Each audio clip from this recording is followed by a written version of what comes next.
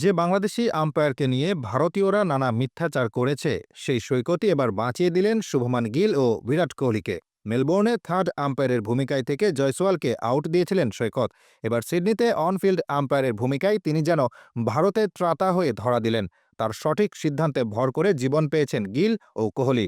Sydney টেস্টে series বাঁচানোর লড়াইয়ে নেমেছে ভারত।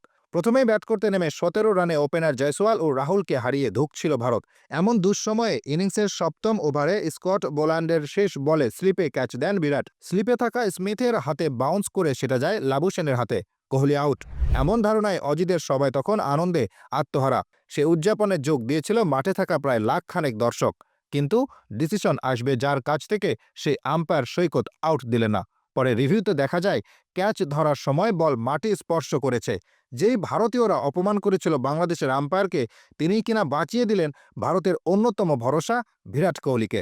শরফুদ্দৌল্লা সৈকত আবারও প্রমাণ করলেন তিনি কতটা মহান। পাশাপাশি এটাও বুঝিয়ে দিলেন কেন তাকে বর্তমান বিশ্বের অন্যতম সেরা আম্পায়ার বলা হয়। পরের ঘটনাটা ইনিংসের ১১তম ওভারে। বোলার সেই Scott Boland, batsman Shubman Gill. Rohit শর্মার জায়গায় সুযোগ পেয়ে টেস্ট চ্যাম্পিয়নশিপের আশা বাঁচিয়ে রাখতে গিল যখন প্রাণপণে লড়ছিল, তখন প্যাড ঘেঁষে বল গিয়েছিল ফিল্ডারের হাতে। অস্ট্রেলিয়ার ১১ জন ফিল্ডার মিলে এলবিডব্লিউ এবং ক্যাচ আউট দুটোরই আবেদন করেন। তারা সবাই অনেকটা ঘিরে ধরে আম্পায়ার সৈকতকে, কিন্তু হাই ভোল্টেজ ম্যাচে অস্ট্রেলিয়ানদের সামনেই আবারও সাহসী সিদ্ধান্ত জানিয়ে দেন সৈকত। বাংলাদেশের প্রতিনিধি বুঝিয়ে দেন যত কিছুই হোক তিনি তার সিদ্ধান্তে অনড় থাকবেন। তবে সেটা মানতে নারাজ অজি কাপ্তান প্যাট কামিন্স। সৈকতের সিদ্ধান্তকে চ্যালেঞ্জ জানিয়ে তিনি রিভিউ নিয়ে বসেন। প্রথমেই স্নিকোমিটারে ধরা পড়ে বলটি ব্যাটেই লাগেনি, তার মানে এটি ক্যাচ আউট না। তারপর ডিআরএস এসে দেখা যায় এলপিডব্লিউর আবেদনেও বল স্ট্যাম্প মিস করেছে, অর্থাৎ সৈকতের দেওয়া নট আউট সিদ্ধান্তই সঠিক। এই ঘটনার মাধ্যমে সৈকত প্রমাণ করে দিলেন রক্ত মাংসে গড়া মানুষের কাছে প্রযুক্তি শুধুমাত্র একটা বস্তু।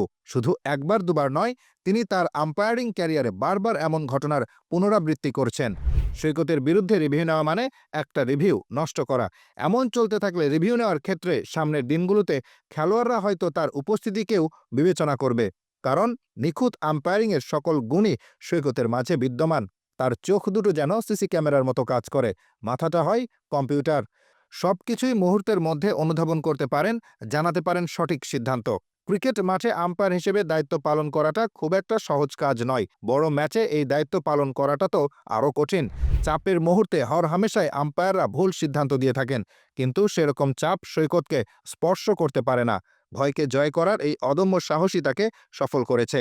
পাশাপাশি বাংলাদেশের প্রতিনিধি হিসেবে তিনি ২০ কোটি মানুষকেও গর্বিত করে চলেছেন। শরফুদ্দৌল্লা ইবনে শহীদ সৈকত বাংলাদেশের একমাত্র আম্পায়ার হিসেবে আইসিসির এলিট প্যানেলে রয়েছেন।